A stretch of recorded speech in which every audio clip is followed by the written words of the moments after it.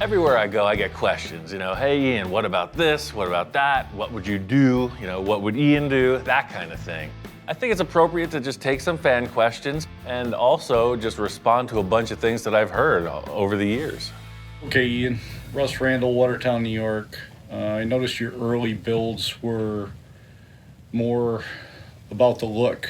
Have you found as you've gotten older that comfort plays more of a role in your builds? I gotta say, it may appear that I'm going for comfort and usability a bit more, but that is not true. Function always follows form, so it's fashion forward all the time. What's the end game? What's your ultimate plan for this fine machine? The end game, I'm going to use it as a fully self-contained all-terrain motorhome when I want to go camping and/or four-wheeling. Anywhere. And pretty much anywhere if it'll fit. I see. Each project has its own direction. So, for example, that giant 10-ton truck, the fella's physical condition was a concern, his ability to get in and out of it. Oh yeah, there it is now. Put in a request. Most of the time, it just starts with an idea of something that's available, a certain car or truck, whatever. And then, well, how could I really twist it? I have to constantly remind myself of that because that's the thing. Otherwise, I'd just be restoring cars to someone else's standard. It's working. It's working. Keep it in, keep coming. 6 inches. Oh, drop it. Everything seems like it fits good. I must say, I am getting softer in my old age, for sure. Maturity does have its benefits, but I still like the radical stuff. That's the thrill of the whole thing for me, is just making the impossible look possible. Just being open to just anything goes. We couldn't do an Ask Ian episode without responding to the #1 question of all time. It's, Ian, where's your dog? I gotta say, he's the most opinionated, loving animal I've ever met. Not named the shop inspector for nothing. It's like a Rolodex of specs that you have to adhere to. A stickler for detail. Like you can't go to the pet store and order one of those. He just showed up. You can smell it, it's very old. Don't you think? He's disinterested. It's just a crazy thing. This is the least passionate I've ever seen this dog. He's supposed to be supportive, man. That's what a relationship's about. He's giving me the silent treatment. I didn't know what I was up for, He walked into the shop and just started running things. You cool with that? We're just gonna cut off the rocker panel. I'm just gonna cut the rocker panel off and make a new one. I know exactly what this dog's thinking. Oh yeah, I'm a one-trick pony. I do the tilt slide nose on too many projects, right? Hey, the board meeting's over here. Yeah, This over side. here. Come on, check this out. What do you think? Oh, maybe he's afraid you're gonna use his dog dish again. You're threatening to run away from home? It's a hobo stick with a bag thing. Riviera, 65, lowrider. You know the shop, you know Victor. Dun, dun, dun, dun, dun. Oh, see that? This is a first. Usually the shop inspector is the harsh critic, the stink eye. He comes in and he's all tongue. He's like, yeah, this is on. That is the lick of approval. He's into lowriders. Every once in a while, he's gotta be doing something for me, I am the one keeping his belly filled. Canine dog chore coat. Oh boy, this is classy. You're looking good, man. And this dog seems to be digging his new gear, but I'm loving it even more, This is perfect. This is like a walking tool chest. Like a pack mule. Look at this. This is epic. Bring your tools. We got work to do. It's all right there. It's mobile. Toss it a treat every now and then.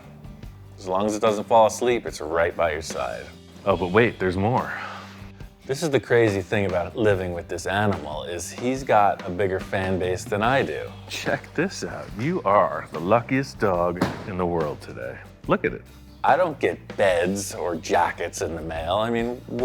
What's going on here? I'm doing all the work, he's getting all the credit. You look relaxed.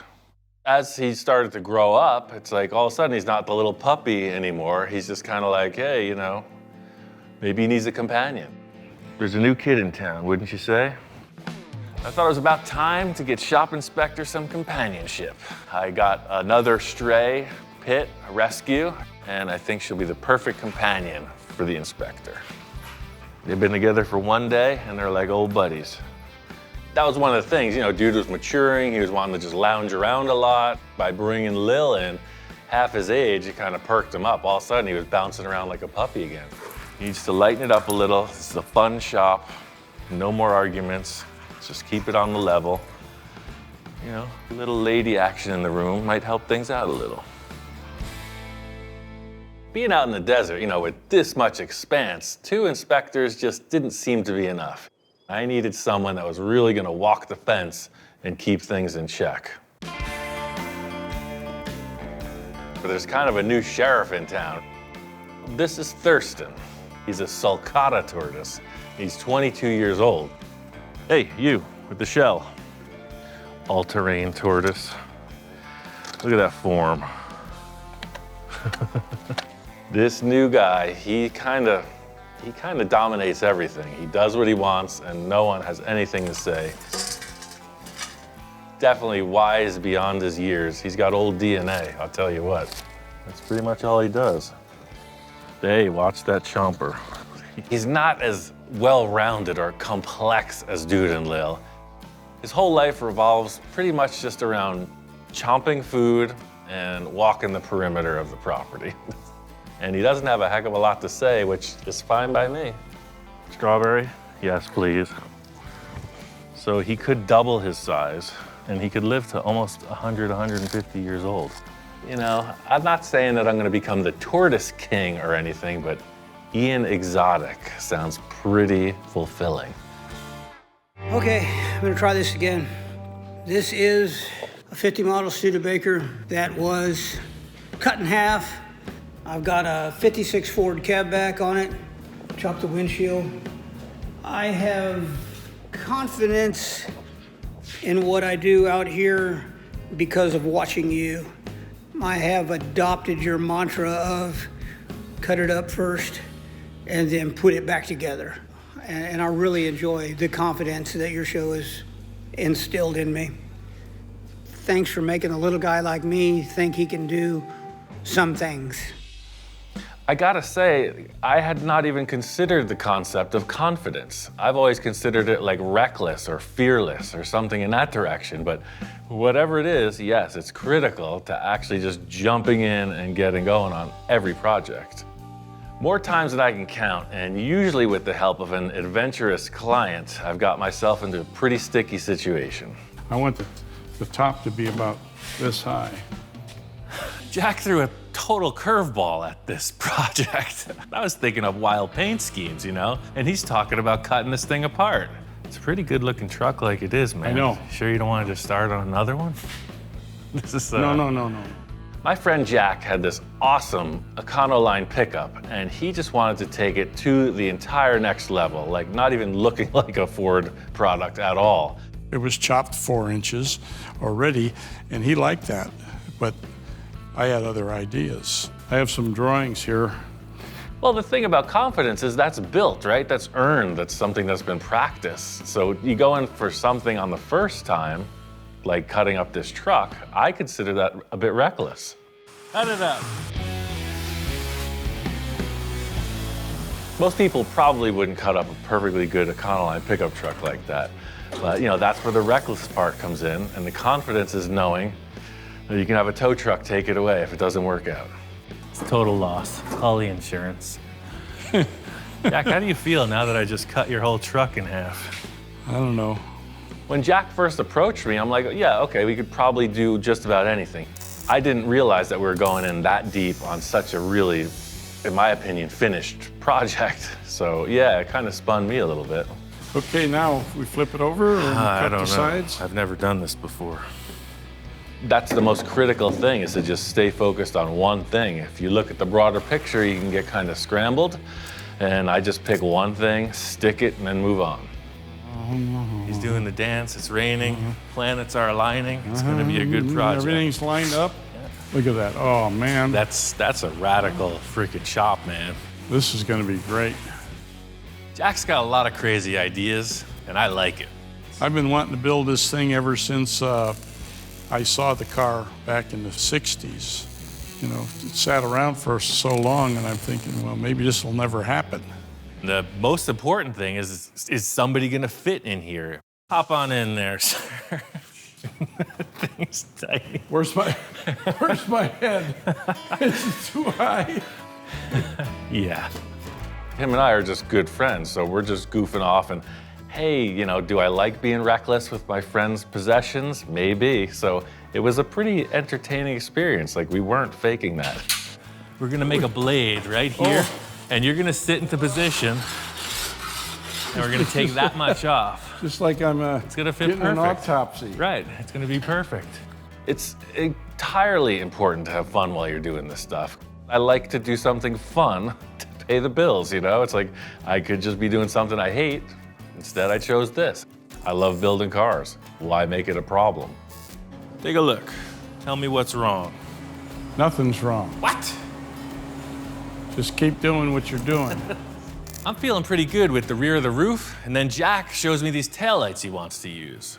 I found them at the junkyard.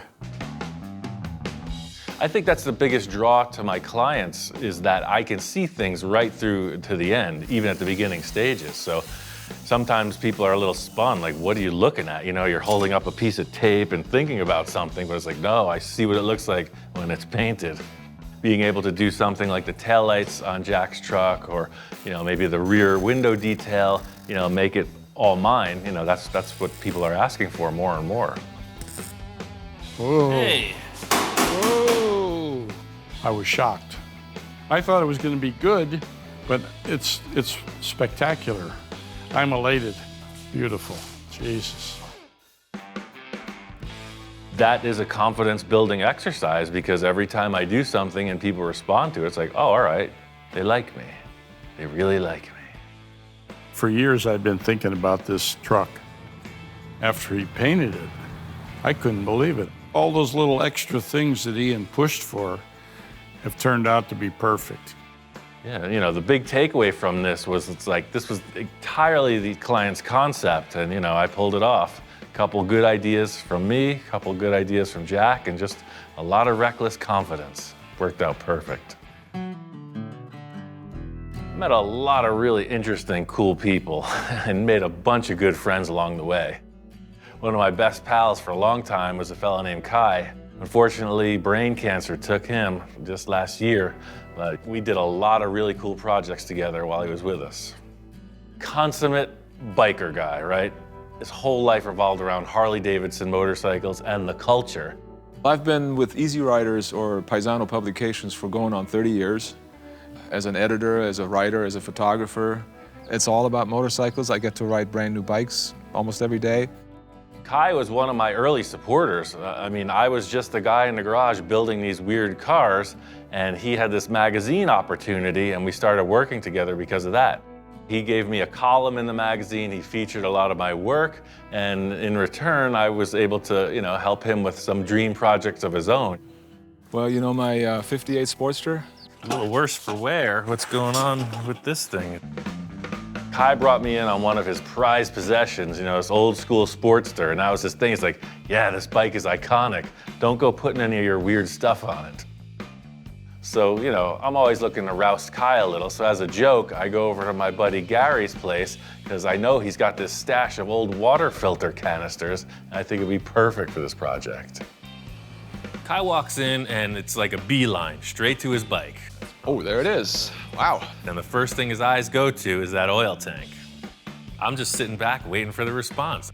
I really like the oil tank, man. This looks really cool. Kai's first reaction was that I went to a swap meet and picked up an old chopper oil tank or something. But upon more developed conversation, it's a little canister that holds a water filter for like a purification system. He was slowly eased into the fact that I took some junk water filters and welded them together. It's kind of weird because I told him I didn't want any junk on my bike, and then he basically put junk on my bike. But I gotta admit, I mean, he did a good job. It looks great. Check this out. This is That's cool. your little filler. I'll polish that so it's just aluminum color. Yeah. Knowing Ian, I kind of figured he'd come up with something like that. Damn, looks good. And that's the thing, you know, everybody thinks motorcyclist, right? So somehow he ends up with this trike project, completely disinterested in it. And I'm like, whoa, there's the gold. There was this one deal, the guy had all kinds of junk lying around and he wanted to get rid of this trike, but he just tossed it in with whatever bike I had bought at the time. And I didn't really want it because I don't like trikes too much. Like I said, I don't know anything about it. This is not my thing, you know? So I don't have a lot of faith in this project at all, to tell you the truth. I see this as real potential. And I think I'm gonna try to prove something to him. He's trying to get rid of some junk and I'm gonna show him the real deal. Well, yeah, take it. Get it the hell out of here, man. Very cool, man. I will. That was the spice of our relationship, right? Because like, look, hey, I'm the clown, da da da. And he's like, yeah, all right, clown. Have fun with that. It's a long walk back from Kai's. Watch it, beast. Even though Kai was very particular about his motorcycles, when I had all these crazy cartoon ideas, he was very open-minded to my shenanigans. What the hell? This is not anything like I saw. No. It's pretty amazing. I mean, he got rid of the whole front end, the whole front part of the frame and created a whole new frame. The whole thing just looks nothing like I expected at all. This is crazy, man. Crazy? I wouldn't mind writing this. Leave it to Ian. He comes up with this stuff, and I see total potential for this thing now. You know, in the end of it, I think both of our input really led to a good result. You know, he was trying to keep it like really conservative, old school. You know, I threw some weird things in the mix, and you know, he liked it. Kai was a naysayer to the trike thing, and now here he is. He's driving 80 miles out on his new trike just to check out the scene. Yeah, I feel super fortunate to have spent that much time with Kai. It really satisfied him to have that Sportster in particular. Sounds great, man. I love it. I love the way it looks. I just love the way it looks. We got both bikes out here. They're running good. Just like I did with the trike, Kai came around, doing it the same thing with this Kawasaki. So what happened, Kai? You resorted to riding the Kawasaki? I'm not Kai, I'm his twin brother. You look good on that thing, dude. Don't even publish that.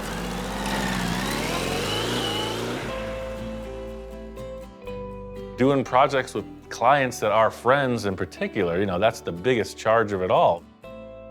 The opportunity for me, a kid who grew up in New York, to move to California and meet the editor of Easy Riders magazine and just be like, hey, let's work together. I mean, you can't make that stuff up.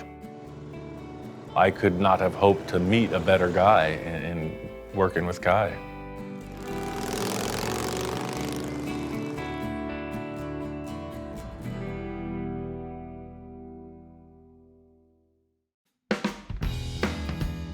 One thing I get asked all the time is like, what's up with Victor? Like, is he that crazy?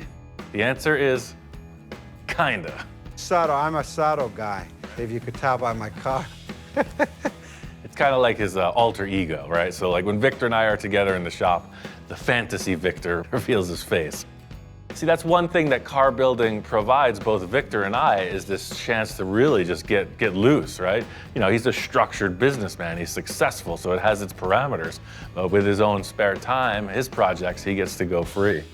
Victor is nonstop about wanting this bubble top. He's chewing my ear off about it.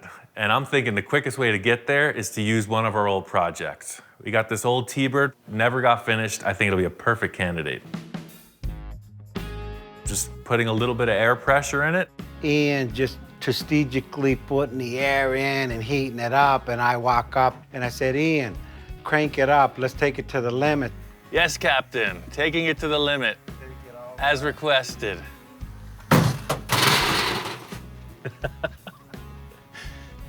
That didn't work. Yeah, the bubble top project was really just more of a challenge. It's like, hey, let's see if we could actually inflate one of these things and then build a car around it. I think that's the top. I think that's the right bubble for this car. That's perfect. It's perfect. Yeah, that's all I needed to see, was that this bubble top thing was a success, right? As soon as we got that part of it, it was just open season on any idea. Don't look at it the way it is now. look at it as us changing it into the ultimate party vehicle. Party barge. Yes. Now we're getting somewhere. You know what? And I had visioned as this thing in my dream. Nightmare? Flow, no, it was no nightmare. It was like a vision. I mean, All I could say is all of these projects with Victor are just one big envisioning exercise. You're talking about diamond in the rough, and that's a hard sell. do you need glasses or something? Look at that thing. Right. The one thing I know about Victor, the principal element in his design theory is he's a man that likes enhancements. Isn't that beautiful? That is. I recognize that nose. What's going on with the rest of this thing? Well, I had another vision. After we seen the truck and we stripped it, I said something doesn't feel right. So I said, hey, I got 1, 2, 3, 4 Lincoln Zephyrs. Yeah. Why don't we put a Zephyr front end on this thing? You could cut up anything you want and make it work. Believe it or not, between me and Victor, I am the voice of reason. These are two totally different vehicles, obviously. The door jamb to the grill front is way bigger than that truck. I think that this is physically wider and the truck is taller. But like everything you've ever done for me, you've made it work. So what's the difference about this situation? This is a complete cut, refabricate, and figure it out moment. The only way to fix that is with a saw. If you're looking for something different, you just gotta do different things, bottom line. You know, putting this Zephyr nose on the pickup truck, challenging, yes. A lot of modifications, sure. Even if you're unsure of the end result, you just gotta act like you already did it. You gotta fool yourself sometimes. That looks like a Zephyr truck, for sure. Wow. It looks better than I pictured it in my mind. I mean, it's a shark coming at me. I mean, you're looking at the front of the Titanic coming towards you, man. That is called the Zephyr Cruise Liner. You know, Victor has his enhancements, but, you know, I also have mine.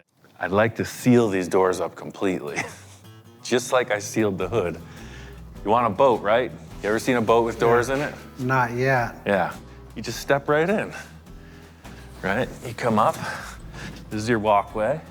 What's more natural than that? So you get in the boat, right? Like this. You got It's it perfect. right there. It feels natural. The Titanic. Something like that. It's not like we one-up each other, but we definitely feed off of each other's ideas and energy. Well, if we do that, then we need a boat windshield if you're going that crazy. That's a brilliant idea.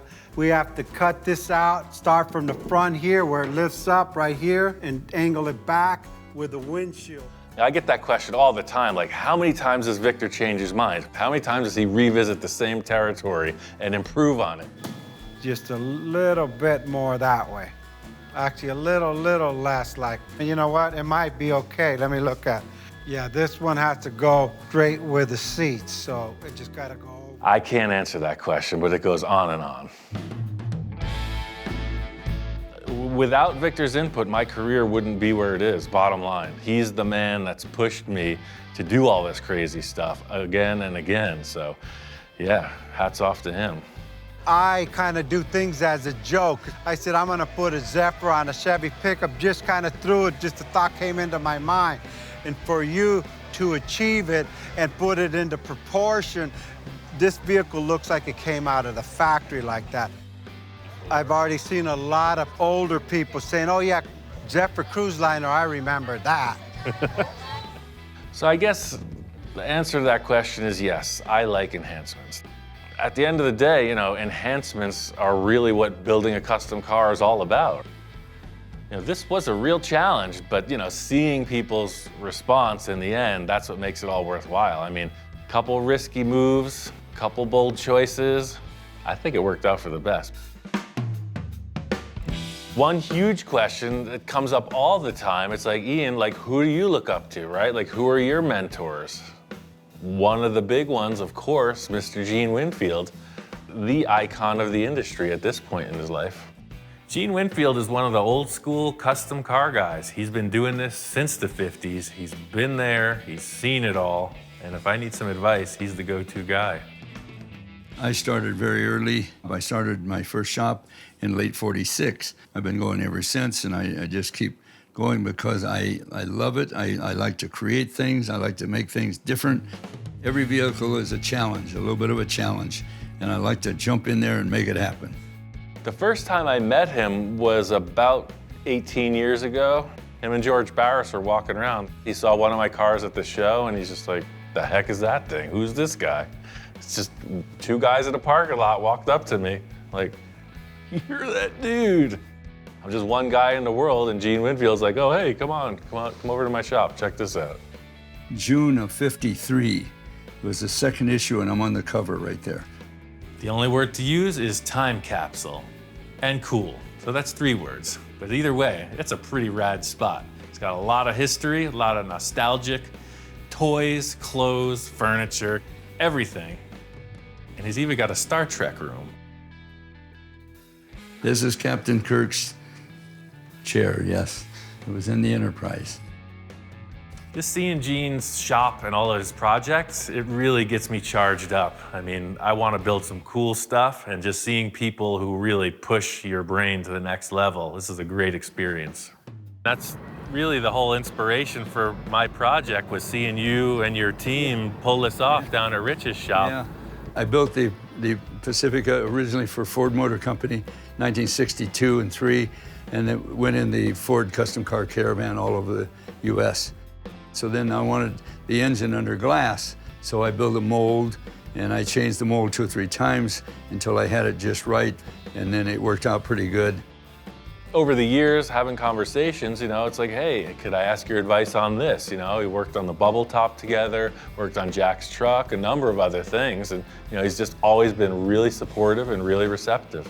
Gene's given me the whole spiel, A to Z, and it's really helping me out. It's the only way you can do it. Okay. It takes hours and hours, but I had a feeling it's a lot of work, Yes. but we're gonna give it a shot. You never know. Thank you. Right. You're welcome. Well, one of the things I've learned most from him and respected most is just his patience. You know, he has a way of communicating that really like reinforces, you know, your intent. Where he's like, yeah, you might run into trouble here, kind of thing. It's like, one time when I did this, this is what happened. So, you know, kind of look for that. He speaks like the master, like he has been there and seen and done it all. Here we go. He demystifies stuff really quick. He's like, look, here's exactly how you do it with your hands. I'm gonna slowly put pressure. So that is shrinking it.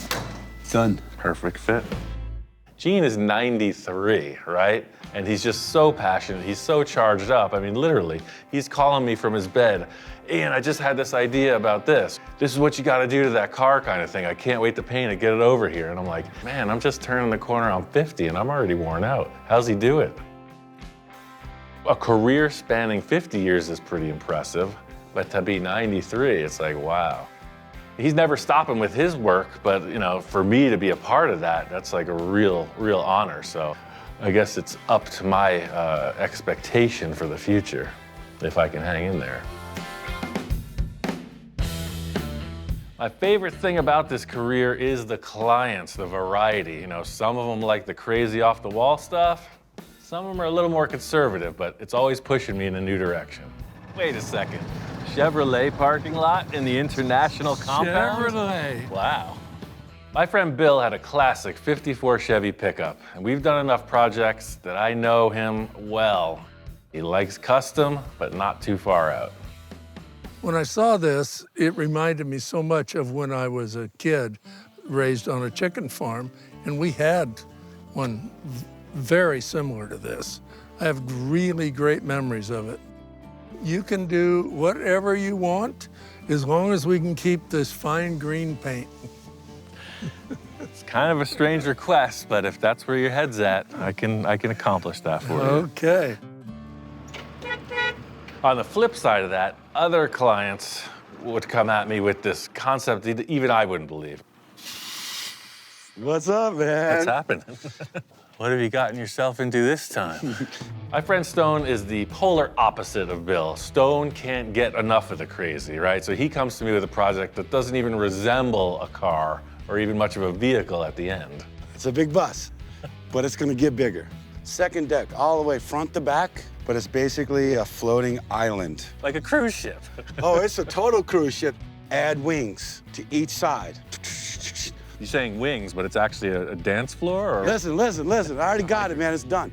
2 bars, DJ booth right here. It's a themed out thing. Like Headhunter, a lot of skulls, little bamboo, tiki stuff. Somehow you need to figure out to take a 50-foot island that folds into itself and then folds out for probably one of the biggest festivals ever held every year in the middle of the desert.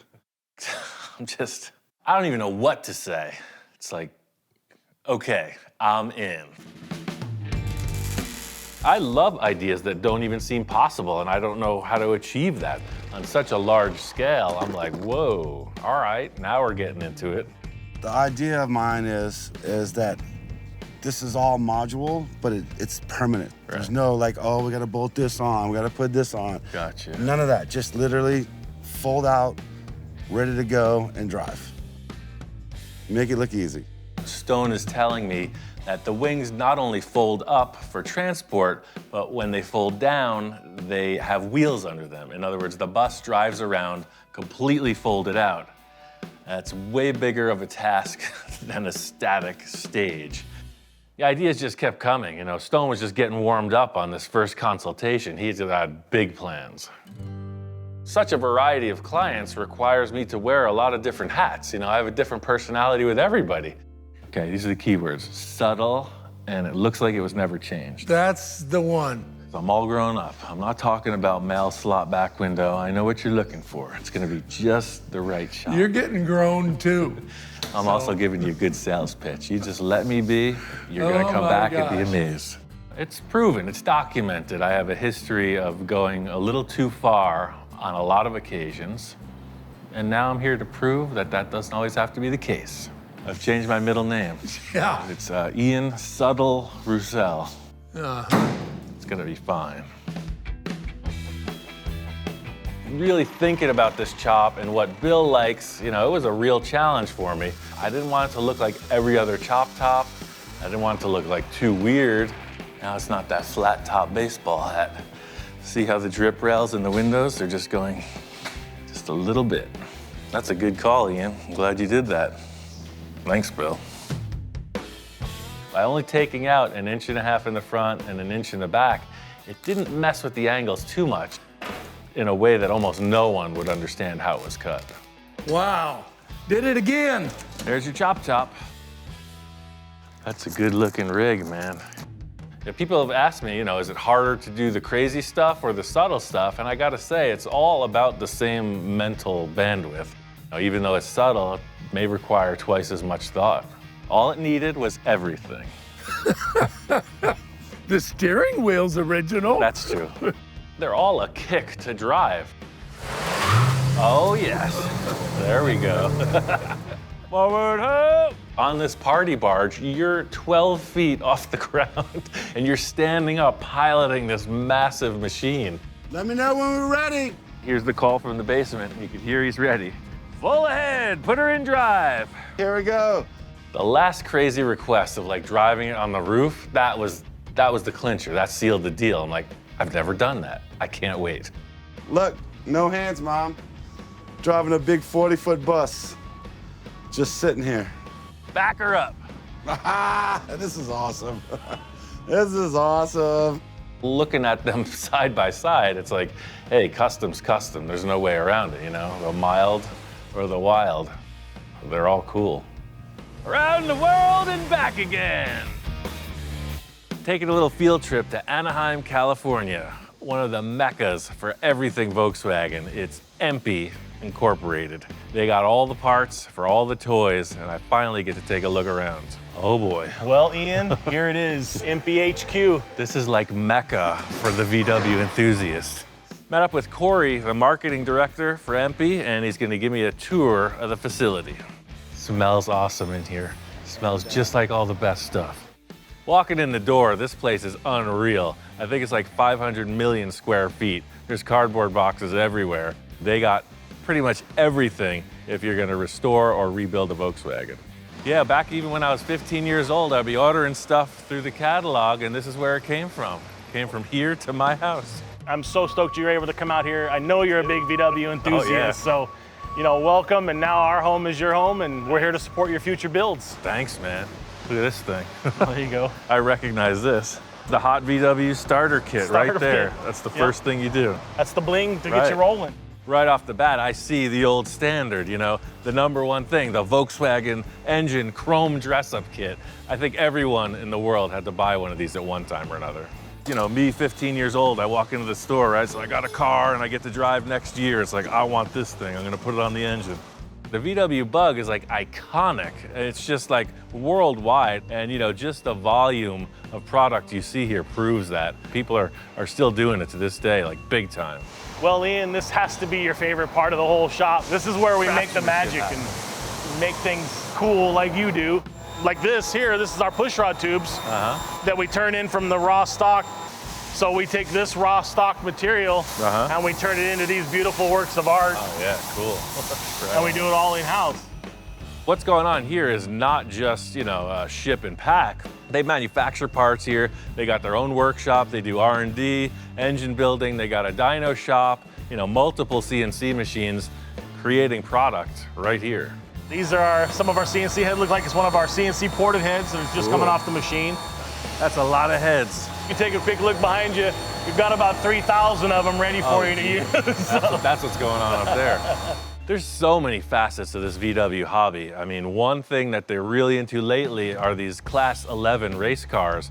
Basically a VW Bug on steroids. There's one thing I love the most, is bouncing around in the desert. This is the Class 11 cars here. Yeah, and this thing is all business, man. It's so interesting when you see something on TV and you see cars racing, you don't understand the true grit that they go through. Yeah, these cars show they're freaking raced. They're raced, they're rolled. That's cool. I got 24 stitches in my hand to show the proof that it happens. Nice. The design of the vehicle, it's proven itself to be really off-road worthy. The engine in the back gives tremendous traction, and the way they were created, they're super durable. The neat part about these cars and why we chose Class 11 to get back to our roots is that you can build this car from pretty much everything in our catalog, about 98%. This is all off-the-shelf items. Fire it up, man. I gotta hear this thing. Let's do it.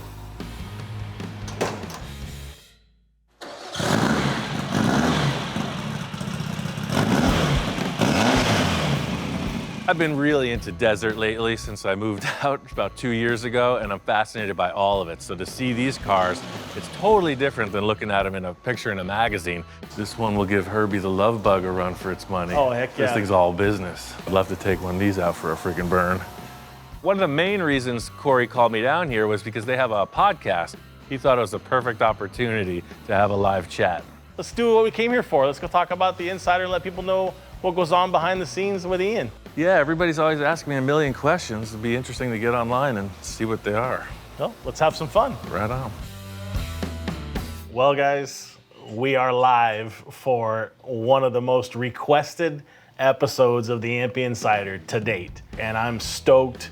We have the dude, the man, the myth, the creative genius and mastermind, Ian Roussel. Glad to be here.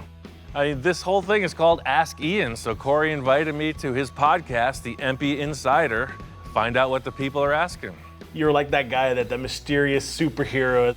People want to know about you, about how you got started. I'm all ears. Let me know what you want to know. Well, how did the love for the Volkswagen, because everybody sees it, but how did you get to fall in love with that little car?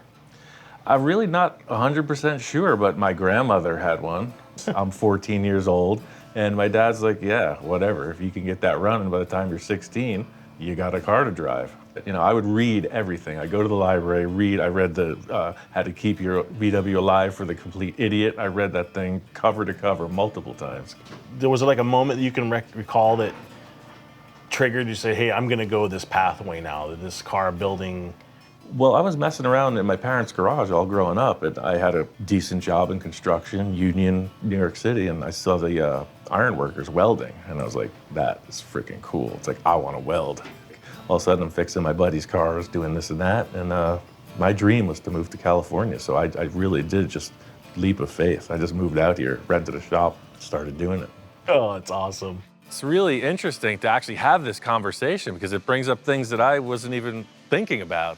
One says, Ian, have you ever offered any type of training classes and stuff like that? I would do it, but I don't really know any, like how would I format it? How would I, schedule a time? What would I really show? I went to welding school, I got certified, and I recommend that for everyone. More than giving classes, like why not just get out there and try something and mess it up? What would you tell somebody that's a inspiring car builder or just somebody that's in it, just go out and try it and it's okay to mess up, My first VW Bug was rotten. I pop riveted that thing together with a bunch of galvanized tin and figured that wasn't the right way to do it. The car fell apart, but I tried it. Brazil's checking in, Australia checking in, Hawaii. Man, I had no idea the global audience. I mean, thanks to everybody for enjoying the show so much. I couldn't have expected all this. It's pretty wild to be in a live global audience. I'm getting requests and questions from every place you could think of, The internet is amazing. What's Ian's favorite VW build of all time? Out of my stable or of all time? Your build. I mean, the Johnny 5, the little truck, it's not even really a Volkswagen, but I think that is my favorite. The funky Futura from Ventura, that crazy blue buggy. That's really nuts. So that would be more VW. But yeah, it's one of those two. They're kind of tied. Because you're turning and burning them. But is there ever just that one you're just like, I just wish I would have kept it? Or is there that one that got away kind of vibe? Nope. The answer is no. Johnny Jalopy chiming in. Uh-oh, watch out for that guy. Will you be collaborating with Johnny Jalopy again? He just asked. I sure hope so. I've been tossing ideas at him text message wise. We got a lot of stuff we've been talking about, so let's see. One gentleman saying started his build on his 1953 Dodge truck just because of you. So I get a lot of that, and I'm glad to be that kind of inspiration. Because what you see on the show, really, that's just freaking do it. Just get in there and try something. Ian is the best damn mad scientist when it comes to metalwork. Yeah, Thank you. Was there a certain builder that you just really enjoyed or kind of watched that? Oh, Ed Roth, hands down. Really? Yeah, I mean, so many people from Southern California, but I mean, when I saw the Ratfink thing and learned more about this dude, I'm like, far out. That's who I want to be when I grow up. What do you think's a good tip for somebody to kind of, besides just getting out and starting and trying, but how do you set yourself apart from somebody else when you're building? Just follow your heart. Just do what your soul believes. Yeah, I gotta say, first time in my life, people are asking for advice. It's like, what? Like I know what I'm doing? Just go out there, figure it out. I don't know. John Mead chiming in said, did you bring the shop inspector with you? Everyone has asked that question, and no, the shop inspector is not good around people. He's a freaking animal. He will lick you. He doesn't follow orders. As usual, the number one question, where's the shop inspector? We've covered this. He's always at home. He's protecting the turf. We have got to collaborate on a build some way, shape, or form, but it's got to be something just different. So I got a couple ideas. Corey brought up in our discussion was the opportunity for collaboration. And I'm like, yeah, that's not going to take a lot of convincing. Duh. Count me in. Ian Roussel, Full Custom Garage, thank you.